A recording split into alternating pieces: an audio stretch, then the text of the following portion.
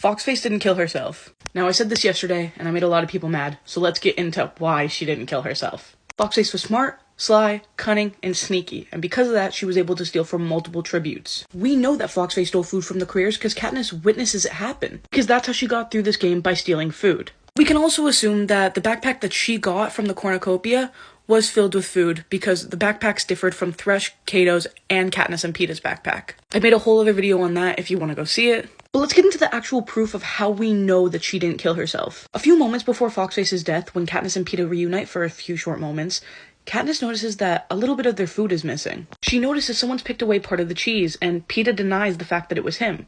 Now, we'll get into that in a sec. But what we do know is that Foxface is aware that Katniss can hunt and can find food for herself, because she's a watcher. She knows that Katniss can do that. So Foxface also probably assumes that Peeta can do the same since Katniss and him are together. So when she takes these berries from Peeta, she's assuming that they're going to be safe, because Peeta is also assuming that they're going to be safe. And we know that she assumed that they were going to be safe because she stole more food with it. Who takes extra food to eat right before they plan to kill themselves?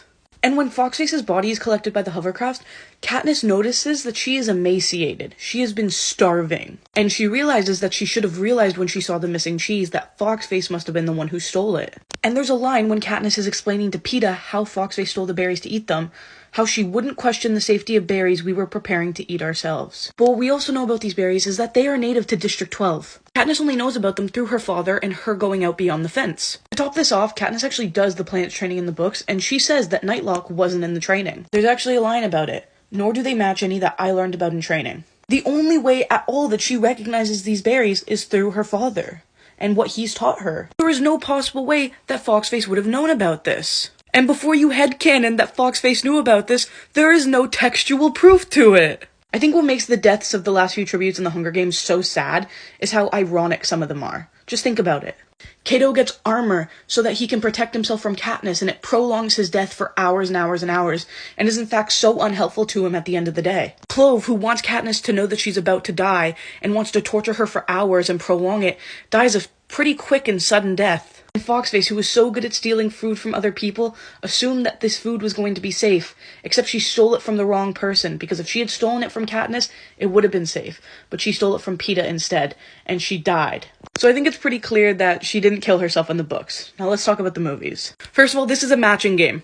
It is a matching game. It's like a puzzle. She learns nothing through this. I've also seen a lot of people say, oh, well, the actress confirmed it. That means nothing. You can say it means everything, but it means nothing, because the actress did not write the script, and the actress did not write the book.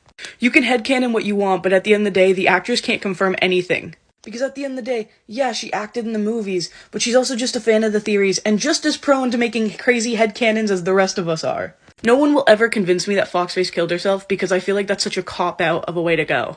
Because as smart as she was, I think it's important to remember that she was just a kid. And that's what Suzanne Collins is trying to push with these books, that all of these tributes are just children. So she was fully likely to make a mistake that would end her life. Why? Because she's a kid. Foxface didn't kill herself. You'll never convince me that she did.